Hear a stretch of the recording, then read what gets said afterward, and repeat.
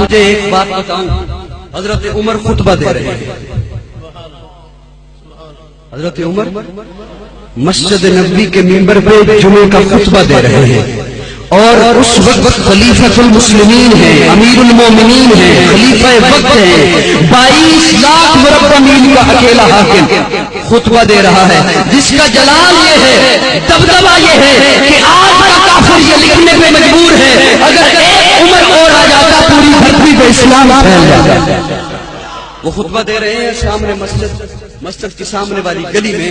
حضرت حسین کا لڑکپن ہے، حضرت حسین اپنے دیگر دوستوں کے ساتھ کھیل رہے ہیں، اور یوں ہی حضرت حسین موج میں آئے اور موج میں آ کے کہتے ہیں دوستو وہ جو عمر خطبہ دے رہا ہے نا وہ ہمارا غلام ہے.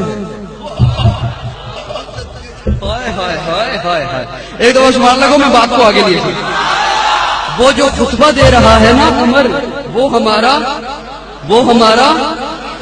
ان کے پاس حضرت حسین کے پاس حضرت عبداللہ بن عمر بھی کھڑے تھے، حضرت حسین کے ہم عمر دوست حضرت عمر کے بیٹے وہ بھی کھڑے تھے.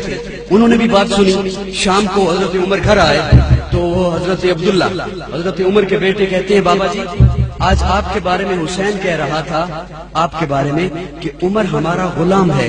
حضرت عمر یوں لیٹے ہوئے تھے، اٹھ کے بیٹھ گئے اور کہتے ہیں کیا کہا، پھر سے کہنا. وہ حضرت عبداللہ پھر کہتے ہیں کہ حسین نے کہا آپ کے بارے میں عمر ہمارا غلام ہے. حضرت عمر نے کہا جاؤ حسین کے پاس اور اسے کہو یہ لکھ کر دو. کن گلیوں میں پھرتا رہتا ہے تو، کن ذاکروں کی باتیں سنتا رہتا ہے تو، ہم سے کچھ سن. حضرت عمر نے کہا جا حضرت حسین کے پاس اور اسے کہے یہ لکھ کر دے.